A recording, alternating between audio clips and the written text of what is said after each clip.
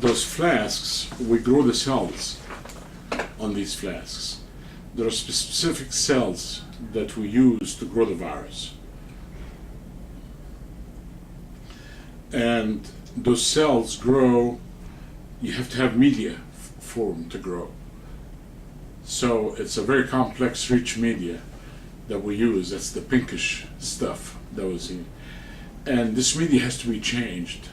Once the pH changes, then we have to take it out, wash the cells, and then add new media. So that's what he was doing. And then, meanwhile, you inoculate these cells with the virus, and the virus grows in these cells. But what you're trying to do, you're trying to let these cells grow into a sheet on top of the plastic. And then you inoculate them with the virus when it's completely, that sheet is completely full.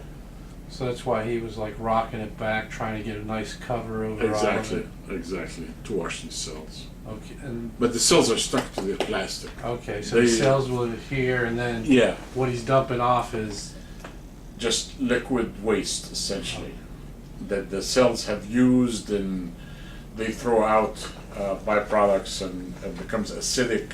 The color changes, and once the color changes, we know that it's time to change the media. okay. Yeah, so that's the idea.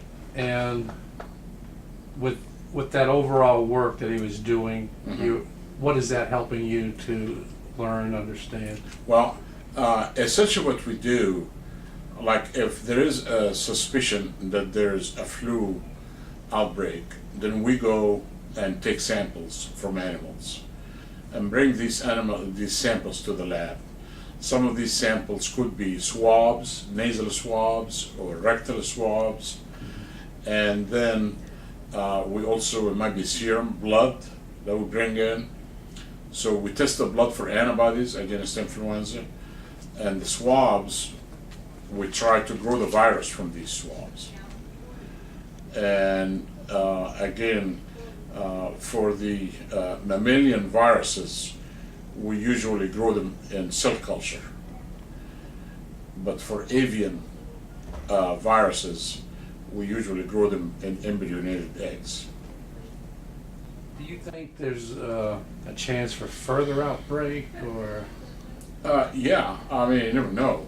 But in all probability, yes, there will be probably further spread. And influenza viruses are contagious. And unless people exercise great precautions, it could spread. Yeah, if I might add anything, it would be have to do with the safety of pork, of meat.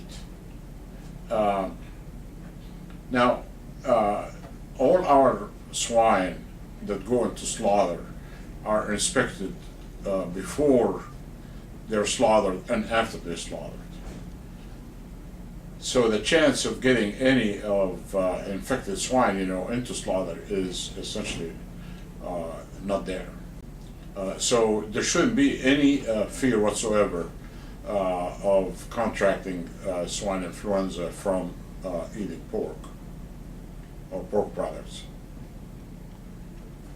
That's really would be a message that you want to emphasize.